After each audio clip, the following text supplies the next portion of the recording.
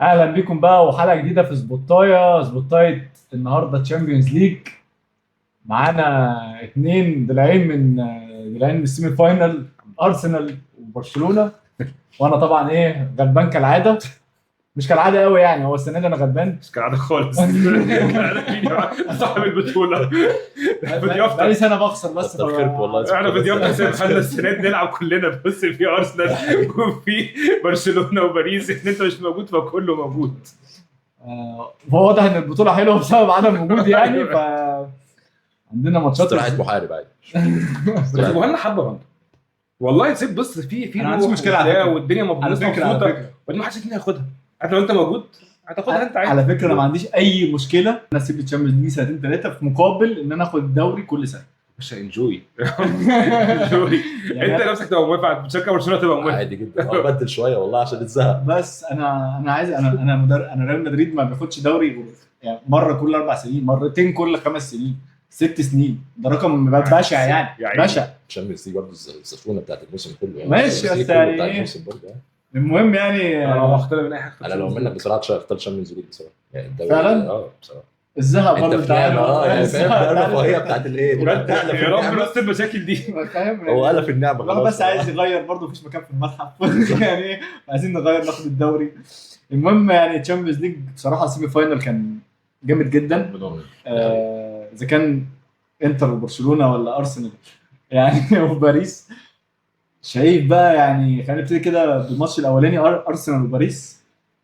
باريس عامل فرقه من بعد شهر واحد من بعد ماتش السيتي، وهي fire يعني جدا. توب اون فاير وتوب وبتعلى، ونص الملعب بتاعها بيعلى، جدا. وعيال صغيره. زيري دوي ده انا متابعه بس ما كنتش متخيل ان هو يعني، انا متابعه من اول سنه، ما كنتش متخيل ان هو هيبقى كده، وانه هيبقى برضه الواد ده مستوي قوي يعني. ما هو مش زي لامين يامال، بس تحسه برضه انت زي انت مش 19 سنه، انت مستوي زياده عن اللزوم. وكفرت. وجو نيفز. فيتينيا وجوel نيفيز انا شايف هم زيتون. هم نص ملعب. انا شايف ان نص ملعب هو نص ملعب، هو الاساس طبعا. صح طبعا، جو نيفيز وفيتينيا ورويز. على فكره فابيان رويز على فكره مهم جدا في التكتيك بتاعهم هم الثلاثه. يعني فابيان رويز فعلا بيضغط وبياخد مساحات وبيلعب، يعني هو اللي بيبقى بيدور الكرة اكتر من فيتينيا. يعني مع فيتينيا شويه بس، جو نيفيز جري اكتر. انما فابيان رويز برضو مهم جدا، يعني الناس كلها عامله سبوت على فيتينيا وعامله سبوت على جو نيفيز وناسين فابيان رويز، مع ان فابيان رويز ده في اليورو عمل بطوله محترمه مع اسبانيا يعني. ولا خد منه في الماتش كان جو نيفيز تقريبا صح؟ جو نيفيز كان غريب جدا. اكبر دليل. فمع كفاره سيخيليا بقى اللي طبعا ما كانتش اصلا ناقصه، كفاره سيخيليا مضى في واحد شهر واحد. الفرقه بصراحه انت شايف يعني الدنيا، الفرقه دي عامله ازاي، بقت عامله كده ازاي، وانت فعلا يعني ازاي انا كتر الف خيرك. لا انت كتر الف خيرك ان انت وصلت هنا، انت اللي جابك هنا معاكم هنا كده. يعني انت كتر الف خيرك بالفرقه دي، بالسكواد ده، بالاصابات دي. وده اللي انا قلته بعد الماتش، جماهير ارسنال ما تزعلش، دي حقيقة. بس انتوا عندكم فرقه ومشروع وبوتنشال، عيال حلوه جدا، لويس كيلي وتيمبر وجابرييل وساليبا. هات ساليبا ده يعني انسى اقسم بالله ما بتسيبه. بس ورايس وبارت. بس الفرقه محتاجه شغل طبعا. محتاجين جناح شمال مكان البرازيلي الضرب اللي عندنا مارتينيلي، ومحتاجين مهاجم. لازم مهاجم. انت ما عرفتش تخلص يعني. انت اي نعم ما رحتش كتير، بس انت برضو جات لك فرص. مفيش خط هجوم ساكا بس دي حقيقة. يعني. خط هجوم كامل واقف معتمد على لعيب واحد بس، وده فعلا في المرحله دي في بطوله زي دي مش هيمشي. بص هو الاول في سبب رئيسي انا شايفه كان ان احنا نخسر الماتش ده، عدم وجود بارتي. انت خلي بالك خروج بارتي، صح. خلي بالك ديكلان رايس كمان. انت ديكلان رايس نزل 8 ما عندكش 6، فانت خلاص انت نص الملعب كله متاخد منك. يعني انت عارف لو بارتي موجود الماتش ده هتلعب الموضوع كان مختلف شويه طبعا، ومورينيو يطلع قدام هتلعب لعبك بقى. خلاص هنعرف نلعب لعبنا. لكن انا خدت منك بارتي، خدت منك مورينيو، خدت منك ديكلان رايس، ان هو واحد وقع الدنيا اتلخبطت كلها. ودي اكبر مشكله كمان عملها انريكي، ان هو عرف يغير المنظومه بتاعتنا. باقي احنا ايه اقوى حاجه فيها السنه دي؟ الدفاع. احنا فرقه دفاعيه صلبه. اعتقد ان ممكن يبقى اقوى فرقه في العالم او تاني اقوى فرقه بعد انتر. يعني لو احط اقوى فرقه تبقى انتر انا بعديها. هو انريكي بذكائه وعبقريته عرف يبوظ ده كله. احنا دايما بنلعب ان احنا كومباكت، احنا دايما مقفلين على بعض قريبين من بعض قوي. هو عمل ايه؟ نزل لخبط لك كل ده، هو خلى لخبط لك الفرقه كل فيها ده. جابس كلها. وعمل كده مع على فكره مع الليفر دي حقيقه. بتفصيله ديمبلي اللي بينزل يبقى ربع نص ملعب. هو عمل دي، برافو عليك يا بينزل مهند. نص ملعب. ده اللي حصل في بس الماتش مش بتاعنا. بتاع ديمبلي اصلا يعني هو ديمبلي إن هو لعيب ده فجاجي اصلا أصلاً، انت برضه انت مين يا ابني انت اللي جابك هنا؟ انت ديمبلي ده من اسوأ نسخ لعيب الكوره اللي خلصت في برشلونه بالظبط. للسنه اللي هو فاتت ما خد- كانش برضه هو كويس يعني طلعه من كان القبر، هو طلعه من طبعا القبر. الامر فعلا. السنه دي بقى هو كان السنه اللي فاتت معاه بس مش كويس قوي برضه كده. السنه دي لما مرشح بالون دور السنة دي لما مش هياخدها بس هو مرشح. هو مرشح مساهماته مع فرنسا. وزي ما انت قلت على فكره هو الموضوع ده عمل مشكله. هو في الماتش بتاعنا كل شويه بينزل نص الملعب ويطلع في لقطه صليبه واقف مش عارف يعمل ايه. هينزل معانا ولا هيكشف؟ ايوه لحد ما الدنيا بهوقت نزل بقى، ينزل مع نص الملعب خلاص هنلعب مان تو مان، احنا مش هنلعب لاعبين، فنزل معانا نص الملعب خلاص بقى هي فرضت مننا. صح. ده جوهره. باك يمين لا ده لويس جيل اكتر. باك شمال لا انا بتكلم ان تيمبر بيلعب في كذا مكان، باك يمين باك شمال ده دفاع نص آه. ملعب ايه يا عم، وفي كل مكان بجد بيأدي، مش بتحط اللي هو بس ست مكان، لا بيأدي حلو قوي. لا وكان في لعيب برضو كان هيمشي من عندكم، كان محطوط على في سوق الانتقالات كتير قوي وما كانش بيمشي، وضد الريال عمل ماتش عالمي اصلا احسن من صليبه كمان. حطوا لي كيفيور. هو كيفيور ده هو اصلا غريب قوي. لعيب غريب يعني، هو اصلا ما لعبش في السنه ما بس لعبش. ده اكبر دليل ان احنا عندنا كان هيمشي. منظومه مظبوطه. هو انت بتشيل لعيب حط لعيب تاني من صح. غير اي. انت بص دايما عندك جابرييل هو ارتيتا من وجهه نظري احسن لاعب في العالم، مش عارف انتوا معايا ولا لا، بس هو او من احسن لاعبين في العالم لو نحط توب هو 3 بص هو سليم السنه اللي فاتت جابريل السنه دي بصراحه هما الاثنين واضح ان واحد بيبقى توب الثاني بيبقى اقل شويه الثاني بيريح عليه، بس في الاخر وقع منك لعيب زي ده ما حصلش اي جاب. ودخلت ماتش ريال مدريد انت تمام. الماتش حتى باريس غيابه ما فرقش كتير. هو انت احسن من ريال مدريد، ارسنال كان احسن من ريال مدريد في الماتش فده عشان هي بجد في منظومه، وده يوريك ان ارتيتا بجد عامل شغل حلو قوي. هي المشكله مش اصبر عليه وهات له لا هو انا صابر عليه، مش بقول ان هو يمشي ان هو وحش، انا صابر بس نجيب له بص نجيب له. هات له اللي انت هات له هو السيستم هو حطه تمام بس ناقصه بقى افراد. انت عايز عايز يكون بجد طماع، عايز يكون طماع. بس انتوا فرقه ارسنال فكره كان حاطط السيستم لا ما كان ورحت عرضت على سواريز 40 مليون وسنت ولا 40 مليون وباوند بس دخلوه في مش الاول كله كده لحد ما نص الملعب دخلنا بقى في بين الشوطين بدا يتكلم معاهم ارتيتا بقى عرفنا نلعب لعبنا في الشوط الثاني شويه. الشوط الاول كله احنا مش عارفين نلعب لعبنا. رجوع بارتي طيب في ماتش العوده بقى هيخلي بقى خلاص احنا هنعرف نرجع بقى. على فكره الموضوع قريب وموضوع هي فيها واحنا هنكسب اللي إن بره شاء الملعب الله. يعني افضليه الجون اللي بره الملعب ده ما بقاش ليه لازمه. فانا شايف ان الموضوع قريب جدا. دي حقيقه. انا شايف ان فيها، وشايف ان على الاقل الماتش مش هيخلص 0-0 ولا 1-0 ليهم. الماتش هيكون فيه يعني هنكسب 2-1 ماتش مفتوح يعني. هيكسبوا 2-1 تبقى رايحه جايه. رجوع بارتي بقى هيفرق خالص. نرجع نلعب لعبنا، خصوصا ان باريس هو ماتش الذهاب ما كانش فيه فرق كبير قوي بين ارسنال مش كبير، وباريس. لا مش كبير، مش كبير. كان نسبة بس حتى- واحنا ضيعنا. بس هم ضيعوا برضه ضيعوا 2 في الشوط الثاني. مارتينيلي الله يسامحه كان ارسنال كان متقدم انت ضيعت 2 وهو ضيع 2. هو ضيع واحده باركولا غريبه جدا. عندهم دايما مشكله ان هو ما بيعرفش يخلص. وراموس واحده في العارضه تقريبا. ده الكره اللي لعبها لوب باستهتار قوي او جت تشوفها في العرض كان رايح انفراد، كان كده اوفسايد تقريبا وراح مسحها رزعه نزلوا راموس. اه فهو عنده مشكله برضه ان هو ما بيعرفش يخلص يعني. دي حقيقة. وفي فرنسا ماتشاته دايما يعني قدام الليفر لعب ماتش متكامل ما عرفش يخلص. فدي ممكن بس تبقى باريس محتاجه واحد زي مهاجم سبورتنج لشبونه اللي هو فيكتور. ده خلاص. انا بقول لك ده السنه الجايه في ارسنال. ما اعرفش الموضوع مع مين ده. خدها بس مني بقى تقول لي فابيو ولا مش فابيو. انا بقول لك هو السنه الجايه في ارسنال. المهاجم ده مش عارف التوب ليج مش متأكد قوي يعني. في ارسنال السنه الجايه 100%. كام لعب؟ الذهبي معاه دلوقتي واكتر واحد جاب اجوان. بالظبط. جوكيريس لابسبورغ هياخد الجولد بوت اعتقد. يعني انت واثق انت ياما اتكلمت عن المهاجمين فاهم.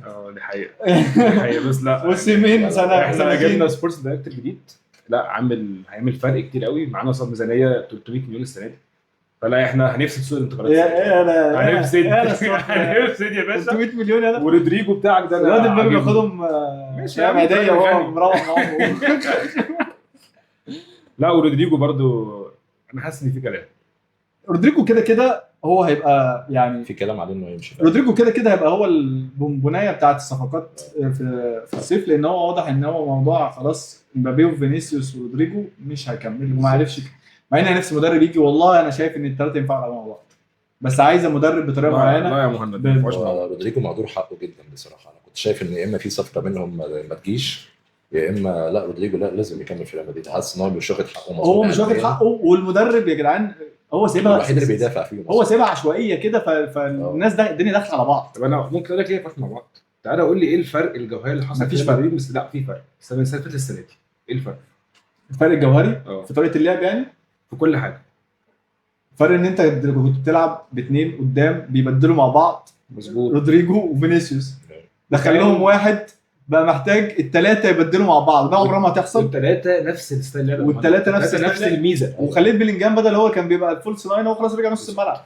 ما ينفعش يبقى عندك ثلاثه مهند قدام هم نفس الميزه شبه بعض. اللي عندهم. هي شبه بعض. الحاجه الوحيده اللي كان زمان في 9، كان في اسمه اللي مشي المهاجم. طب انا عايز اسالك سؤال مقارنه كده، هو ديمبلي وباركولا فرد سخيلة مش شبه بعض؟ لا مش شبه ديمبلي، مش شبه ديمبلي. مش شبه لا. باركولا يعني ديمبلي بس عنده ميزه انه بيلعب برجليه الاثنين بالظبط. بس هم مش شبه بعض، هو مش وينجات، مش الثلاثه دول وينجات فيهم من بعض بس فيهم مش 100%، مختلفين. مش نفس الحاجه المميزه، الحاجه الجامده اللي انا بتنور فاهمك نفس أنا الحاجة. فاهمك. بس انا شايف ان ممكن ومعاهم مدرب. يعني يا عم سيبنا نجرب، يعني انا نفسي يجي مدرب يجرب. انا مش هقتنع بانشيلوتي ولا باي حاجه. انا ما قلتش ان هو جامد يعني، بس- انا مقتنع بيه. فانا يا عم هات لي مدرب يجرب هو اللي يقول، هات لي استشاري، لازم يجي اي هات لي استشاري كده فاهم في الهندسه، هات لي لازم حد استشاري يحط يقول لي والله في ده فكرة الملعب مش- ويجربهم مع بعض ويشوف ده ممكن يقدم ايه وده وظايفه ايه وده خصائصه ايه وكل حد واحد يحط ممكن يفيد الفرقه ازاي. انت عارف كان الفرق في ماتش ارسنال وريال مدريد هو بجد، لو كان مدريد كسبت كان يقول لك بص مالهاش دعوه بالسيستم وبالمدير الفني، هي ليها دعوه بالافراد. اما لا احنا هي كسبنا قال لك طول بقى سيستم. عمرها ليها سيستم، لا يا جدعان هي طول عمرها ليها لا سيستم. بس ساعات كتير قوي الافراد بتكسب. في وجود سيستم ولو بسيط. صعب صح. بس عايز اقول لك حاجه ده اللي موجود في ارسنال بقى مهم، يعني احنا ما عندناش افراد عاليه قوي، لكن احنا عندنا اللعيبه اللي عندها اللي هو البيزكس خالص، مع سيستم قوي الموضوع هيمشي. خلي بالك يا عمر، هو سيستم ليفربول ده اللي كسب ليفربول ماتش 2019 ضد برشلونه. انت لو بتتكلم على كواليتي اللعيبه، ليفربول نزل بالتيم الثاني بالتاني كله كسب برشلونه. يعني فالفيردي يعني انت عارف ان هو في يعني فاهم الراجل بتاع فلافل بصراحه فهو مش مش عارف فاضي عايز اتفرج عليه ليه، تقول لي عايز اتفرج على نهائي فالفيردي قدام كلوب برشلونه لما بنتكلم مش عايز اتفرج على 2019 كان برشلونه كنت مانشستر. عايز برشلونه فالفيردي بنسخه ميسي دي تلعب قدام نسخه ميسي. ما هي ماشي، بس كان الفرقه كانت منشور. حلوه على فكره، الفرقه كانت حلوه مش وحشه، الفرقه خدت الدوري ده فرق تقريبا 15 18 نقطه يعني هي كانت حلوة. قدام نسخه بس ده كان هياكله. بص هو كان في توفيق ضد برشلونه برضه في ماتش العوده، بس سيستم ليفربول كان احسن، وكفريق كان بيلعب تيم كره جماعيه مش معتمد على لعيب واحد، كان ليفربول اكتر. يعني برشلونه حتى في ماتش الذهاب كره من فاول ميسي بيخش يعافر فيها وبيكمل فيها. كان في منظومه ليفربول اقوى بكتير انت طبعا. عارف ليفربول ده ده اكبر كتير دي جدا. يعني دي كانت منظومه ضد فرد كان ميسي يعني هو بالظبط منظومه ضد فرد، ما كانش في منظومه ناحيه ثانيه خالص. نيجي بقى للمنظومه الاكثر ثباتا وقوه ويعني وغباء غباء في الضغط، غشيم قوي يعني انا قلت عليه نازي بجد، هو الماني نازي اكتر يعني. حاجه هو نازل شاف فرصه شافك واقع انا هنزل اكلك افرمك مش هكتسب ان انا 2-0 ولو مش هاكلك هو متعادل في ماتش الذهاب وهنكمل، انا مكمل ههاجم وهجيب يا عم لو دخل فيك جون انت هتروح ايطاليا تتعور يعني. الجون مخترين ده لو اتلغت، لو ما اتلغتش هتروح ايطاليا، ده انت عايز تكسب فرق هيهاجم وهيفتح برضه يعني. هو الجون ده لو كان داخل كان برضه هيهاجم وهيفتح. ده حقيقه فعلا كان هيبقى برضه متقدم قوي كده. بص هو سيموني لعب ماتش دفاعي ضعيف بالنسبه لي انا. ليه؟ لان ولا مفتاح لعب من مفاتيح برشلونه اختفت. بالظبط. هل دي بقى اوفر باور من الفرد يعني من الناس بتاعت من السيستم بتاع والهجوم بتاع برشلونه، ولا هل ده ضعف من مثلا دي ماركو مش في حالته ولسه راجع من الاصابه وبتاع وتشيربي برضو كبير قوي على العيال الصغيره دي حاله القيمه دي. بس انا شايف ان فعلا جيم دفاعي وحش جدا من الانتر، بس في الاخر راح بقى 5 فرص تقريبا جاب 3 اجوان. وهو ده يعني هي دي بقى نقطه الانذار لبرشلونه. انت هتفضل انت برضه اهو انت مهاجم وواخد الماتش كله 90 دقيقه بس دخل فيك 3 اجوان. بص يا مهند، الفكره ان برشلونه السنه دي مع فليك ملوش ماسكه تمسكه منين انت ما بتعرفش يعني. انت مثلا فجاه مثلا لو حتى يعني هو انزاجي طالع بعد الماتش اصلا بيشد في شعره، بيتكلم ان انا كنت موقف لواحد زي لامين يامال ده. واحد ثلاث واثنين لعيبة. وثلاثه، واحد قال له واحد بعد كده خلاهم اثنين بعد كده خلاهم ثلاثه بالظبط. واللقطه الاولانيه هو جون فردي بحت، هو واخد الكره من اثنين، لف مختريان الترام بعد كده عدى مختريان، مختريان بعد وبعد كده شعلقها. بس توني تقريبا خاف يخش عليه اه فاهم لك هيعمل ايه ده؟ لا هو وصل لمرحله فعلا ان في لعيبه بقت تخاف تخش عليه. المرحله دي ما كانش في حد بيوصل لها غير ميسي. يعني ميسي كان افتكر ليه لقطات كتير جدا جدا مع اللعيبه كانت بتخاف تخش صح عليه. صح. فلامين يامال انت بدري توصل أوي. للسن ده بدري 17 أوي سنه، بدري انت أوي واخدها بعد. من الاخر للاول ازاي شوف ما الحمايه اعرفش. بتعمل ايه؟ هو حمايه بس. الموضوع مشكوك فيه والله. مش عارف ازاي اساسا يا جماعه يعني. بس هي الفكره ان الاثنين حظوظهم زي بعض. الماتش لسه 50-50 والماتش لسه انتر على خلي كف بالك عفريت. جاي برضو من وقعه بس- في ايطاليا، ان هو خسران 3 ماتشات خسران ميلان وخسران بولونيا، خسران بولونيا. روما، خسران والفرق بينه وبين لابوري دلوقتي بقى 3 او 4 نقط في الدوري. تقريبا اه يعني فرقوا خلاص 4 نقط او 3 نقط. برشلونه ممكن يكون مرتاح اكتر، برشلونه لاعب بلد الوليد حتى لو انت عملت روتيشن، بس انت برضه هتلاعب فرقه اوريدي خلاص ما لهاش اي حظوظ، ما فيش اي بس خلي دوافع بالك عندها. دي حاجه تحسب لسيميوني بقى. انت بص جاي منين؟ انت خسران نهائي الكاس قدام ميلان، سيمي فاينال كاس سيمي فاينال وخسران دوري خسران دوري، بالظبط. وانت جاي نفسيا واقع وخسران صداره في اخر 4 جولات يعني الدوري خلاص يعتبر الدوري كله غالبا خلاص راح راح. يعني انت غالبا بقت موسم صفري اساسا. ده حقيقي. بس بص بقى هو جاي ازاي، اللعيبه عندها ايمان ازاي عارفين ان احنا هننزل قدام برشلونه اللي هي في الجولة طلياني يا الأساسية. باشا طلياني نازل يعني هم بيلعبوا ضد دفاع وحش بس هم لحد ده اخر دقيقه العيال مموته نفسها وعيال كبيره يا جدعان يعني اذا كان مختريان عيال كبيرة إزاي عيال ده؟ كبيره في السن قوي يعني مختريان 33 سنه وهكان نفس الكلام واشيربي ده 37 يا جدعان 37. فانت متخيل انت ما قدرتش بس يعني تقف على رجلك ده حقيقي. فترات معينه بعد الاجوان يعني بعد الجون الثالث دخل فيك الكورنر على طول بتاع رافينيا. الجونين الاولين انت قدمت 2-0 لو كنت جون يمين يامال ده اتاخر شويه كانت الدنيا كان ممكن تعقرب شويه. بس هي الفكره ان انت بس ايه الافراد كبار في السن فعلا على الضغط ده كله. وفي ايطاليا انا مش عارف بس انا متخيل ان فليك هينزل يهاجم. ده 100%. بص انا عايز اقول لك حاجه. عندك تصور تاني. هي الفكره ان الانتر في ماتش زي ده، انت لو اتفرجت على معظم ماتشات برشلونه حتى لما بيخسر بيبقى احسن. فانت بالظبط. بالنسبه لك ان انت تقدم احسن من كده ضد برشلونه مع فليك في ملعبه مفيش احسن من كده، لان ماشي. انت برضو اللعيبه مجهده وكبيره في السن، وواحد زي ترام ده اصلا كان راجع من الاصابه. انت في ماتش العوده ما عندكش لو طاروا مش هيلعب. مش هيلعب خلاص مش هيلعب. جامدة أوي عندك دي. عندك بافارد انت بتحاول ان هو يلعب، بس اعتقد ان بافارد مش ممكن هيبقى برضه جاهز. يلعب. حتى مش هيبقى جاهز حتى مش هيبقى جاهز هيلعب أوي. في التاني الناحيه الثانيه عندك ليفا ليفا راجع وبالدي راجع. وبالدي ممكن الاثنين ممكن يرجعوا فاهم. بكره ما اعرفش برضه شتيجن راجع. ما بلاش السيرة اللي بلاش مش ده. شتيجن. بلاش ايه السيرة دي. الحاجه دي اصلا؟ انا بتكلم هو نقطه ضعف بالنسبه لنا، بس هو كده مش هيلعب ماتشات شفت الابطال. تشيزني اصلا يا جماعه؟ هو يلعب ماتشات الدوري بس. فجاه بالنسبه لي تشيزني ده بصراحه. فالحظوظ حاسس ان هي 50-50 كمان ضد برشلونه. كده حتى الريمونتادات السنه دي ما بتفرقش، انت ممكن تعمل انت ضد اتلتيكو مدريد كسبت 4-3 يعني بعد فعشان كده 4-2 بعد ما كان ولا 4-2 ف بعد 50-50 ما خسرنا 2-0 اه ده مش اول. وسيلتا فيجو كنت برضه سيلتا فيجو تقدم عليك فرق جونين 3-1 بالظبط. مش اول ماتش ان برشلونه يدخل فيه جونين ويرجع مش فهو جون واحد جونين. فليك هيستمر في اللعبه ان هو هيشد المنافس بتاعته للحاجه اللي هو بيحبها، الحاجه اللي هو بيلعبها من اول الموسم. انت هتجيب فيها كام جون بس انا هجيب فيك اجوان اكتر قد ايه فاهم. هي مش السياسه شايف ان السياسه دي هتبقى ريسك في ايطاليا؟ هي السياسه دي هتبقى ريسك في ايطاليا ان هو هيلعب بنفس الاسلوب، بس هو ممكن يخفف. يعني حاسس ان هو ممكن يجي عليه الشوط الثاني مثلا ممكن يهدى شويه، ممكن يهدي الريتم شويه، او ممكن في بدايه الشوط الاولاني مثلا ممكن يهدي شويه. بس هو الماتش ده هو عصب الموسم كله، هو الماتش ده اهم ماتش في هو الموسم بالنسبه له. هتسال ده اي مفتاح. حد برشلوني الثلاثيه او الرباعيه لا بقى زي ما ثلاثيه بيقولوا. ايه تخسر الدوري وتاخد الشامبيونز اقول لك اهو.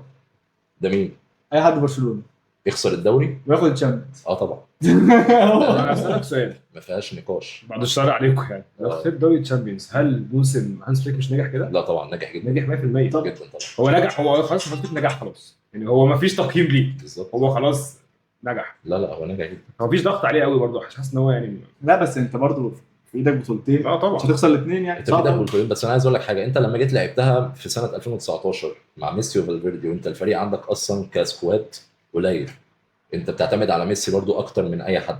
الفريق ده جه عليه اخر الشهر وقع بدنيا، انهار بدنيا، حتى ميسي انهار بدنيا. وصلت- الموضوع ده كلفهم كاس وكلفهم دوري ابطال. كلفك كاس قدام فالنسيا بالظبط. وخسرت لا وكان وده اللي واجهه الموسم- سلوت مع ليفربول السنه بالظبط دي. والموسم كان هيخلص بدون هزيمه لبرشلونه وخسر في ليفانتي ماتش. ده حقيقي. انا اللي هو فاكر في الماتش شهر بتاع في شهر الدوري كله بلا دروب. هزيمه. دوري بلا هزيمه. ميسي ما لعبش وخسرنا فعلا. بس ماتش يعني الشهر ده فعلا كان اخر شهر ده كان مدعاك على لعيبه برشلونه. بس هي الفرق اللي هو زي ما قلت لك المدرب البدني والفريق هتبقى اصلا روح عامله ازاي. انا في واحد زي مثلا لامين يامال خارج بعد الماتش اللي فات وهو متضايق بيلعب الماتش اللي فات وبيتصور وهو اصلا وشه برده فاهم يعني عليه غضب ان هو لو جوع. تاخد بالك صوره الانستجرام اللي هو غير صوره الانستجرام عملها كرتون، ما اعرفش عملها شخصيه كرتون مين، بس اللي هو كانه بيتوعد انتر ميلان في ماتش العوده ان الجيم كده ما خلص فاهم، وان هو داخل برشلونه داخله واللعيبه عندها ثقه ان هي داخله تكسب. ازاي دي عليه 19 سنه؟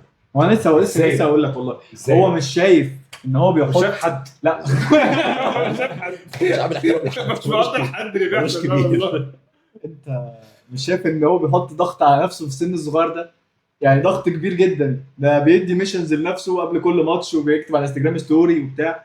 وبصراحه هو يعني لحد دلوقتي ماشي قدها جدا. بس قبل ماتش ريال مدريد في الكاس قال لك هنكسب ما حدش عارف يكسبنا، وبعد الماتش زود الضغط عليه وقال لك لما حد يعرف يكسبنا بيجي يتكلم. ده حقيقي. بس دلوقتي برضه حاطط ضغط على نفسه قدام انت، الضغط ده هيفضل حاطه على نفسه هيستحمله. انت فاكر اللي حصل بينه وبين رابيو في اليورو لما رابيو ايوه فاكر اللي حصل بين اسبانيا لا، والمانيا إيه برضه فكرني دي ان كده. رابيو اتكلم على لامين يامال ان هو لازم يقدم مستوى احسن من كده عشان يعرف يكسب فرنسا. اوكي. لامين يامال اللقطه الشهيره بتاعته قصاد رابيو وجها لوجه وهو بيلف برابيو وبيحطها في المقص ضد فرنسا. لا ولسه في دوري الامم الاوروبيه قدام هولندا برضه المدرب لما طلع اتكلم عليه ايوه وراح منزل له الشورت يعني هو ونيكو ويليامز، فهو شكله بيحب بس العقليه دي توديه حته تانية غير اللي احنا شايفينه. يعني العقليه دي والضغط اللي بيحطه على نفسه ده تخلص عليه بدري هو اللي ولا هي تعمل منه شخصيه جامده قوي. اللي حضر البرايم بتاع نيمار في عز نيمار فعلا لما تتفرج على نيمار مثلا في 2017 وهو بيليد فرقه زي برشلونه ضد باريس ممكن يخش في عقله اي حاجه. بس هي الفكره ان لامين يامال مش اللعيب البرازيلي، مش لعيب برازيلي فعلا، مش لعيب برازيلي. دي اكبر ميزه. بس هو ابتدى يصبغ شعره برضه يصبغ شعره وابتدى يتاثر دخل في السكه دي بقى. بس هو في الملعب بيغير الماتش بلقطه. يعني ماتش ريال مدريد ما كانش احسن حاجه على فكره. ايوه السرور بتاع فران توريس ده الجول مكسب وان تو شفته في حياتي. تخيل بقى خد الكوره فضل واقف مستني بتاع بدري لحد ما يجي راح. عقل مش طبيعي يا جماعه. ده الجول الاولاني. ايوه انا بنتكلم على الجول الثالث كمان. هو برضه خد الكوره وفضل مستني وراح لعبها لفيران توريس في ظهر روديجر. هو عنده فيجن من غير على فكره كان اقل واحد في الماتش، يعني اقل واحد في الناس بتاع برشلونه. بدري ولامين يامال كانوا وحشين. هي الفكره انه عنده فيجن من السن ده غريبه جدا اصلا. يعني فاهم ان هو فعلا يبقى قاعد مستني لحد ما هو عارف الوقت المناسب اللي هيباصي البدري فيه، عارف الوقت المناسب صح. اللي هيباصي اللي هيعملها لوب تشيب اسمه ايه فران توريس. غريب بصراحه. بس موضوع الضغط ده مهم برضه اعتقد يفرق فيه مع المدير الفني. يعني برضه هو معاه مدرب كبير هيعرف تستحكم عليه. ان هيساعد وانه يفضل كده مستوى عالي، فده كله هيخلي الموضوع ده يعدي عادي. وخلي بالك هو كل ده لسه ما قربش للبيك بتاعته خالص. يعني لسه كل ده لسه بيعمل كده لسه ما طلعش كل ده لسه والله. طبعا هو خلي بالك هو كده بيلعب بيجرب. ده واحد بياخد كتب وكراريس ويقعد يذاكر خلاص الماتش. لا بس هو بجد هو كل ماتش بيجرب يشوف ايه اللي يمشي. هو لسه بيجرب. فكره من الحلول الفرديه عند كواحد متاسس اكتر وكواحد يعني شارب اللي هي فاهم يعني متحمي من ميسي ورادع من برشلونه واللمسيه. فالوقت تحس ان هو ما شاء الله يعني باكج اللي هو بيبقى عنده حلول فرديه في الملعب اكتر من رافينيا. يعني عنده حلول ان انت تدي له الكوره في الواحد على واحد. بس هو في اول الموسم كان ثابت اكتر رافينيا، مستواه ثابت اكتر رافينيا والمؤثر اكتر رافينيا. نكمل على الموسم دلوقتي بقى في اخر شهرين مراحل الحسم. لا يا جدعان لامين يامال شخصيه جامده جدا بالظبط. وعادي يعني انا لو حد جه دلوقتي قال لي بالون دور لامين يامال اللي انا كنت معترض عليها لحد شهر 1 أو 2 اقول له بالون دور لامين يامال. بص هو رقميا فنيا في الدوري الاسباني مثلا ممكن نقول رافينيا. رقميا في دوري الابطال انا شفت لامين يامال حاسم بس رافينيا برضه رقميا احسن فاهم كمساهمات. ده حتى عدى يعني احسن سنه لميسي كمساهمات مع برشلونه تقريبا في 2011 2015. انا عادي رقم ميسي من دلوقتي لسه ما قلناش. ده رافينيا عدى. رافينيا مش انا افتكرت لا ده لسه استنى عايز السنه الجايه. لا ده لسه هو كده هيعدي ميسي يعني مش عارف ازاي اقولها، بس غالبا لو مشي بالترند هو هيعدي. جابوا لسه صوره كده، يعني لامين يامال وميسي ورونالدو في عمر 17 سنه. بس هو محتاج يشتغل على نفسه كتير قوي. لامين يامال في نفس الوقت محتاج ان انت بعد 10 او 11 سنه تبتدي بقى تفكر فعلا في المقارنه دي، ان ميسي عشان يبقى ميسي صح. اشتغل على نفسه كتير قوي في جوانب كتير قوي. كان هو الاستمراريه هي اللي كانت الاستمرارية. طب قول لي بقى كده توقعاتك بسرعه، ماتشين. النتائج ولا مين هيتاهل؟ مين هيتاهل؟ النتائج مش مهم، النتائج فيها جوان كتير. يعني برشلونه ان شاء الله. ارسنال لسه عندك كلمتي. ماشي، وانت باريس وارسنال؟ باريس وارسنال. باريس. انا انتر. يا صراحه لا انا حاسس برشلونه وباريس في النهائي السنة. هو هيبقى النهائي بالنسبه لي انا حاسس. كمشجع، اي حد بيحب الكوره يعني محتاج يشوف يعني الفاينل ده. انت قول لي يا شباب، صح؟ قادر إزاي ليه في لسه؟ ماتش الانتر وبرشلونه بتتفرج ازاي؟ لا انا واقف ما قعدتش. انا كنت قاعد في الشوط متخيل الاولاني بقى. بس وقفت في الشوط الثاني بصراحه. وقفت في الشوط الثاني ان انا اصلا خلاص ان انا على اعصابي ان فليك بيلعب الماتش يعني فاهم بطريقه اللي انت هو انك لميت وانما ميت اللي هو كنت قاعد كمشجع ما بشجعش الاثنين، قاعد بجد متكيف ايوه وبشفق على اي حد يشجع الاثنين. انا انت عايز ازاي اقول لك على حاجه، بعض؟ انا عايز اقول لكم حاجه برضه. هو فليك في حاجه برضه عاملها من اول الموسم غريبه جدا. هو حاطط رقبته تحت سكاكين ناس حقيقة. كتير قوي، يعني تحت صح. سكاكين جمهور برشلونه، صح. تحت ان هو انا ما فيش اعذار، انا داخل يعني فاهم انافس على كل الجبهات وانافس اجيب كل البطولات. في نفس الوقت الصحافه والناس اللي ممكن تصلخه لان هو بيلعب نفس الطريقه 90 دقيقه ايوه صح. ما بيغيرش بس قليل لحد جدا. دلوقتي ما حدش، وبيكسب هو الرزق. ابتدوا يهاجموه في اول، يعني في اول كذا خساره في الدوري، ده وقعد يقول لك بقى بص تشافي كان جايب كام نقطه، وبص فليك كان جايب كام نقطه بعد اول 15 جوله، وفي الاخر كله ساكت عشان الدنيا ماشيه.